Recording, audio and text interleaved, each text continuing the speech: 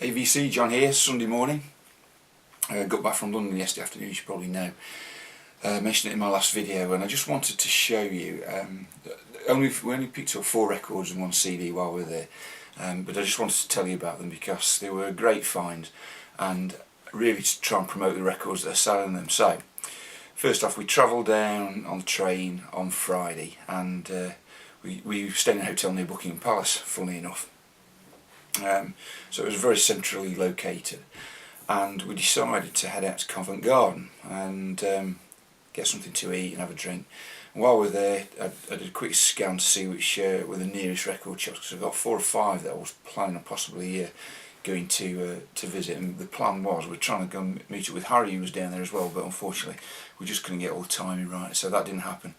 Anyway, the nearest one to where we were in Covent Garden was Sister Ray Records, which is in Soho.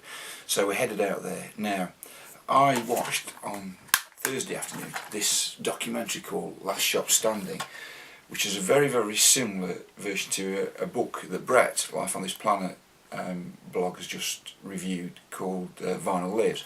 And this charts the rise and the fall and then the rebirth of music, independent music shops in the UK.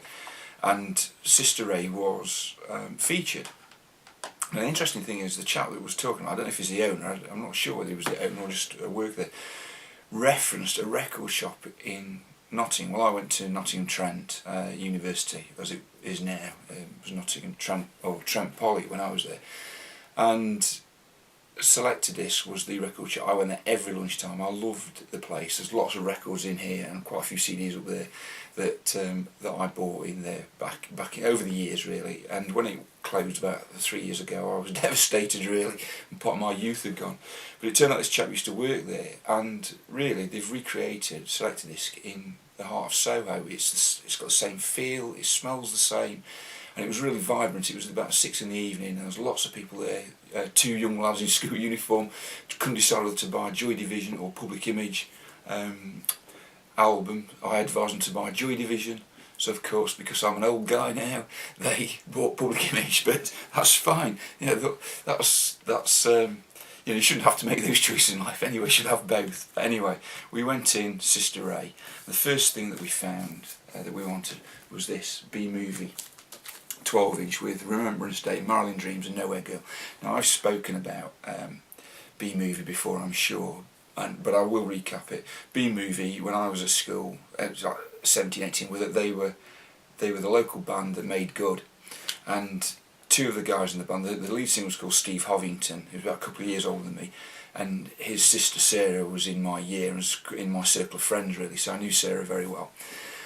And the other guy, Paul Statham, used to live up the road from me. He's a couple of years older, and his younger brother Glyn was 2 years younger than me.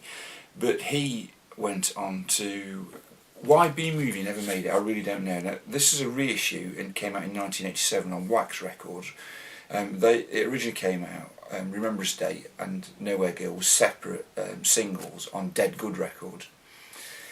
And both of those songs are just as good as Planet Earth by Duran Duran, or To Cut a Long Story Short by Spandau Ballet, and it's sort of synth pop, and they should easily have been successful.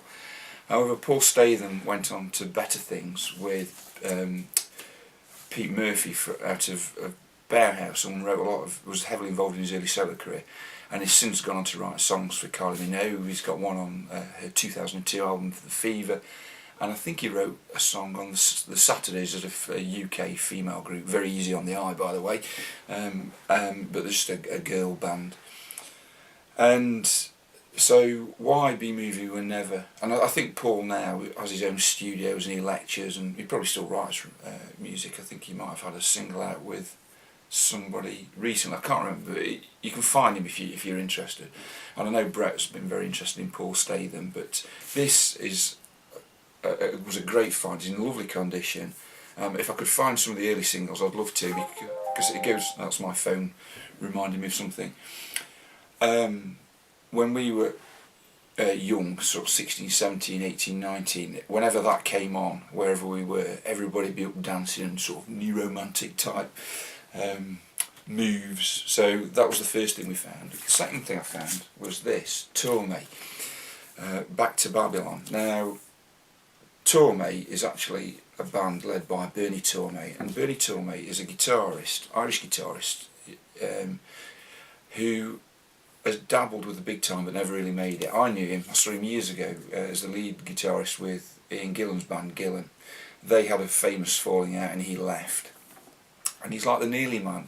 His style is playing originally on Jimi Hendrix, I mean who wouldn't, but he was very much more than a guitarist than the image of Gillan would portray. He always had his hair like peroxide, and he'd always got makeup on, and like he was just a lightning bolt on his cheek. And the interesting thing about this is, I picked this up because I'd not seen it before. It was from 1983. It was produced by John McCoy, who was the bassist in Gillan, and the singer is Philip Lewis, who was in Girl and then went on into LA Guns. And really, Bernie Tormé should have been in a band like Guns N' Roses. Really, his style of playing would suggest that. I mean, he flirted with the big time. He replaced Randy Rhoads immediately after Randy Rhoads died for, I think, not very long, maybe 3 months maximum, and left allegedly because he had stage fright, which I find hard to believe because I saw him. He didn't seem to have it when I saw him, so who knows. But he's always been on the circuit. He's been in a variety of bands with John McCoy. You can still catch him now. He's got his own studios down in Kent. And this album, so LJ would love this. LJ would love this. It's very much early to mid 80s. I don't know, hard rock, you know, verging on hair metal maybe in some places, but not as bad as that really. And I loved Bernie Tormé as the guitarist of Gillan. I saw him 5 or 6 times. And his replacement, Yannick Gers, I never really liked, simply for the reason that he replaced Bernie. So that was a great find. They were great in Sister Ray Records. It had a few marks on it. I wasn't happy, so they got a listening post. They took it away, cleaned it for me. And I decided on this one because it was $4.99 rather than paying $8.99, which I would have done for the red vinyl version. There was a copy of that which equally I'd never seen. But I'm of the generation where I don't really trust coloured vinyls as much as black vinyl for sound. So that was a great find. We then went just down the road, only perhaps about 3 doors, and found Reckless Records. And again, 2 great finds in there. Oh, sorry, I missed one thing.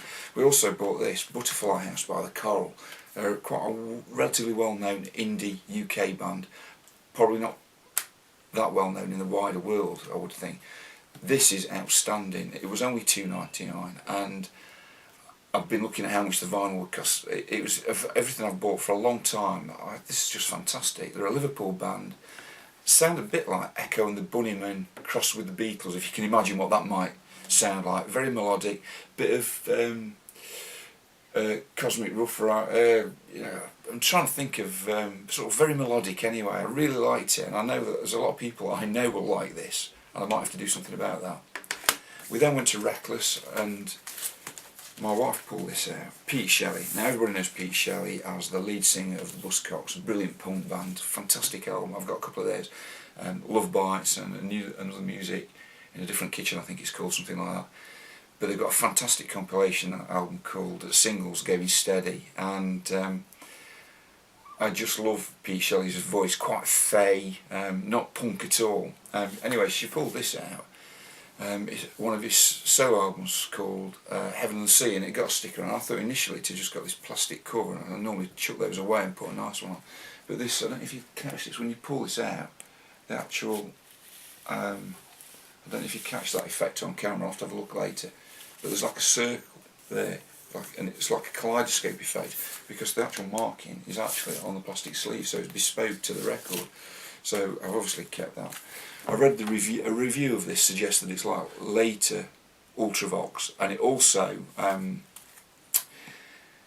references Love and Rockets, which is a band I don't know, but there's been a lot of conversation recently between lots of Rob and Brett and the other Rob about Love and Rockets. So I listened to this with great interest last night, and I can certainly see the Ultravox references. So I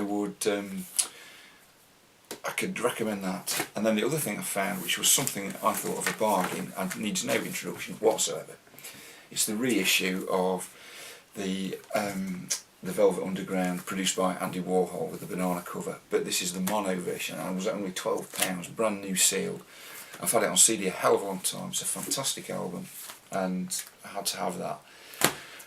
So that was our trip. I can thoroughly recommend both records. They're really record shops. They're both close together. So if you're going to London, do go to Sister Ray and do go to Reckless Records.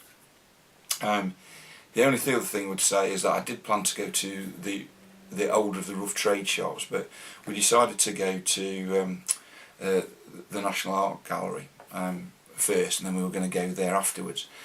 And we just got engrossed in some of the paintings, and it's the first time I can recall, it might have been when I was young, but I can't recall, standing in front of Butterflies by Vincent Van Gogh and thinking, it was painted in something like 1888, or I think he died 2 years later, and it just took my breath away. It was so fantastic to look at it in real life. So again, if you're in London, check that out. It's free as well to go in. I mean, you can make a donation, but you don't have to. It's just free. So we never got to Rough Trade, so I'm going to have to put that off for another time, make another special trip down there, so that's a bit of a blow really, clearly. Hope you're having a good Sunday, VC, and take care.